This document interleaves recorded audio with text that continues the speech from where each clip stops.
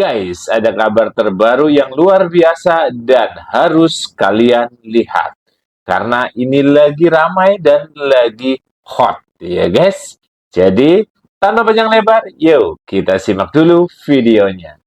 Terakhir, polemik ijazah palsu Jokowi memasuki babak baru dengan Roy Suryo mengalami blunder memprotes adanya klaim kesalahan yang terjadi oleh seseorang yang ini dianggap meneliti, topi merah, mengirimkan sebuah gambar mengatakan bahwa ijazah palsu Jokowi di sini diketahui dari penulisan.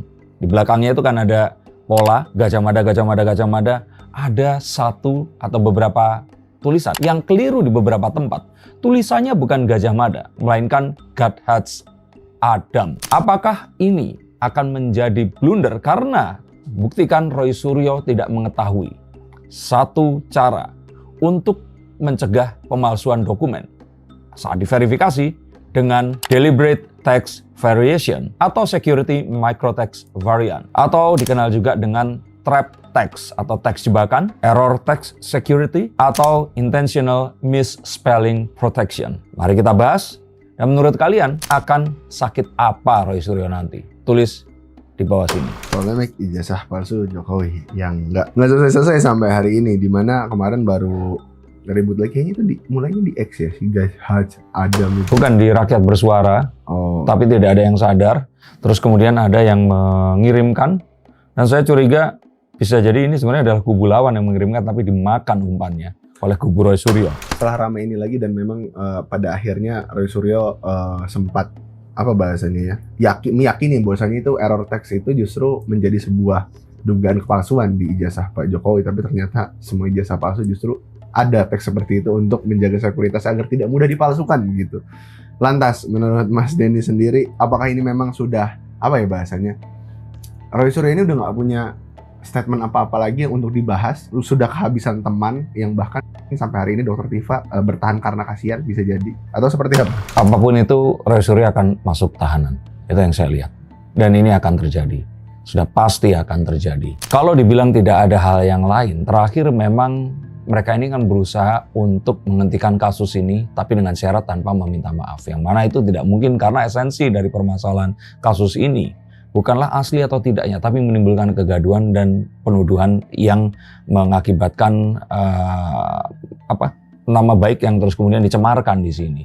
Maka saya melihat ini masih dengan sebuah upaya untuk membuat kira yang ini tadi disenangkan agar mereka ini percaya dengan sesuatu yang ya mungkin sejatinya terjadi, tidak akan pernah terjadi. Saya mengira bahwa ini semua akan ada satu hal yang dijadikan sebagai sebuah dalih jika ternyata nanti dia dinyatakan bersalah, yaitu saat yang akan dikatakan ijazah palsunya ini adalah yang diunggah oleh Dian Sandi atau siapa ya yang menaikkan. Saya lupa kok namanya, betul atau bukan ya. Jadi kan Roy Suryo ini meneliti ijazah yang diupload oleh kader PSI kan. Oh Dian Sandi, iya benar. Nah, jadi itu nanti yang dituduhkan. Jadi kalau ternyata itu bukanlah ijazah Jokowi, ya artinya yang diunggah itu palsu. Tapi apakah asli atau tidak? Tentu saja ya kita harus melihat dan menentukan saat nanti Pak Jokowi menunjukkan ke khalayak umum. Karena kalau ditunjukkan Pak Jokowi sepertinya sudah menunjukkan ke beberapa pihak kemarin. Selain memang minta kasus ini dihentikan tanpa mereka meminta maaf, ternyata pihak Roy Suryo juga udah beberapa kali menyurati Komisi 3 juga kan untuk penyelidikan lebih lanjut. Tapi nggak dibalas. Iya, kasus ijazah Jokowi, tapi nggak dibalas. Nah lantas menurut Mas Denny sendiri, di saat kemarin mereka meminta untuk kasus ini sebenarnya dihentikan, apakah karena memang sudah tidak ada bukti baru lagi yang bisa untuk menuduh ijazah Pak Jokowi palsu lagi, atau mungkin Pak Roy Suryo ini justru sudah ketakutan makanya minta isu ini diberhentikan? Dugaan saya ini putus asa karena saat dia ini mengunggah menaikkan kasus ini, dia mengira orang-orang yang menjadi oposisi dari Jokowi dan juga otomatis ini adalah oposisi dari pemerintah, itu akan ikut serta di belakangnya. Tapi pada kenyataannya ternyata orang-orang itu tidak ada. Kalaupun ternyata ada orang yang mendukung, ini sifatnya hanya personal dan simpatisan saja. Jadi seperti seseorang yang ingin mengadakan konser, tapi ternyata penontonnya nggak banyak, dipaksain konser ini terjadi. Yang terjadi adalah kerugian yang semakin besar dan penjara ini akan menanti. Oke, tapi kan Mas Roy Suryo ini sebenarnya juga sudah punya track record narapidana. Dan beberapa kasus hukum, 1 atau 2 mungkin. Cuman kalau kita lihat ya, kembali lagi di kasus sebelumnya Mas Roy Suryo ini sempat untuk, ya kita nggak tahu beliau sakit atau gimana gitu, yang memang itu untuk menghindari putusan, kalau nggak salah sih, di persidangan putusan kalau saya nggak salah ya. Cuman di satu sisi, nah ini kan juga hampir mendekati putusan. Akankah nanti juga mungkin Saya pikir iya ya, akan ada dia ini sakit lagi. Karena salah satu cara untuk menghindari kehadiran atau agar apapun itu bisa diringankan adalah dengan mengaku sakit ini. Saya nggak katakan Roy Suryo ya. Ini orang-orang dengan cara seperti itu bisa. Sama seperti seseorang saat ditanya oleh hakim atau jaksa, terus kemudian dia mengaku lupa, maka ini adalah sesuatu yang tidak akan bisa dikejar lagi. Jadi ada beberapa hal yang akan meringankan dan saya kira ini akan terjadi. Tapi akhirnya nggak meringankan ya.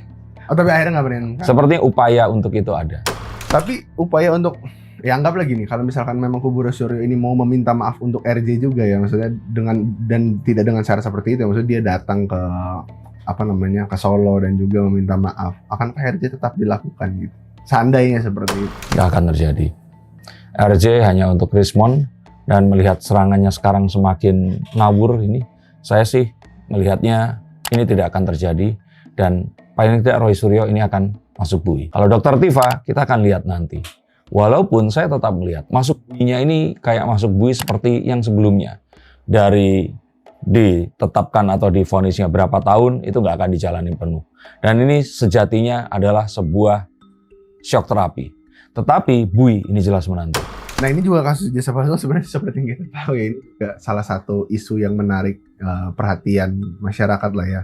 Dan memang mungkin sampai hari ini agak lama dipersidangkannya, mungkin karena juga dalam tanda kutip kita nggak tahu kasus ini tuh dibutuhkan untuk pengalian isu yang ada. Lantas menurut Mas Denny, kalaupun ini nanti segera dipenjara, berarti isu ini udah bakal selesai dong? Maksudnya apakah pemerintah memang udah nggak butuh isu ini dan pada akhirnya diakhiri saja dengan vonis Mas Roy Suryo bersalah, atau justru akan ada episode yang memanjangkan ini lagi gitu? Saya kira apapun cerita sinetron itu kalau dipanjang-panjangin dan ya bahannya udah nggak ada, ini hanya akan menghasilkan satu cerita yang malah semakin dipertanyakan kebenarannya. Jadi sepertinya apapun yang terjadi, kasus ini akan selesai di tahun ini.